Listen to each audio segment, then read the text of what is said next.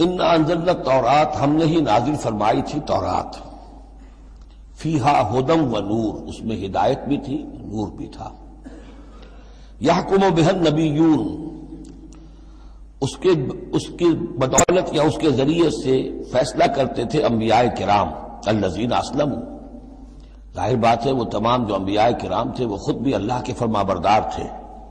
للذین ہادو، ان لوگوں کے درمیان کے جو یہودی ہوئے، یعنی یہودیوں کے لیے یہ شریعت تھی تورات،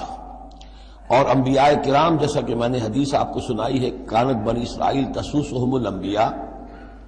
کہ بنی اسرائیل کی سیاست اور حکومت کا معاملہ جو ہے انتظام و انصرام انبیاء کے ہاتھ میں ہوتا تھا، تو ظاہر بات ہے وہی فیصلے کرتے تھے۔ یحکم بہا النبیون الذین اسلموا، فیصلے کرتے تھے ان کے ذریعے سے وہ انبیاء کے جو خود اللہ کے فرما بردار تھے یہودیوں کے معاملات میں، اور فیصلے کرتے تھے والربانیون، اور جو ان میں درویش ہوتے تھے، اللہ والے ہوتے تھے، علماء ہوتے تھے، علماء حق، والاحبار، اور علماء ربانیون کہنا چاہیے زیادہ، اللہ والے یعنی جو صوفیہ ہمارے ہاں مثلا اولیاء اللہ، اور احبار علماء کے لیے ہے، بمستحفظوا من کتاب اللہ، بسبب اس کے کہ ان کو نگران بنایا گیا تھا، ان سے حفاظت طلب کی گئی تھی اللہ کی کتاب کی، یعنی اللہ کی کتاب کی حفاظت کا ذمہ دار بنایا گیا تھا علماء کو کہ تمہیں اس کی حفاظت کرنی ہے، وَكَانُوا عَلَيْهِ شُهَدَاءَ، اور وہ اس پر گواہ تھے، فَلَا تَخْشَوُا النَّاسَ وَاخْشَوْنِی، تو ان سے کہہ دیا گیا تھا کہ تم اللہ سے مت ڈرو، مجھ سے ڈرو، تم لوگوں سے مت ڈرو، مجھ سے ڈرو،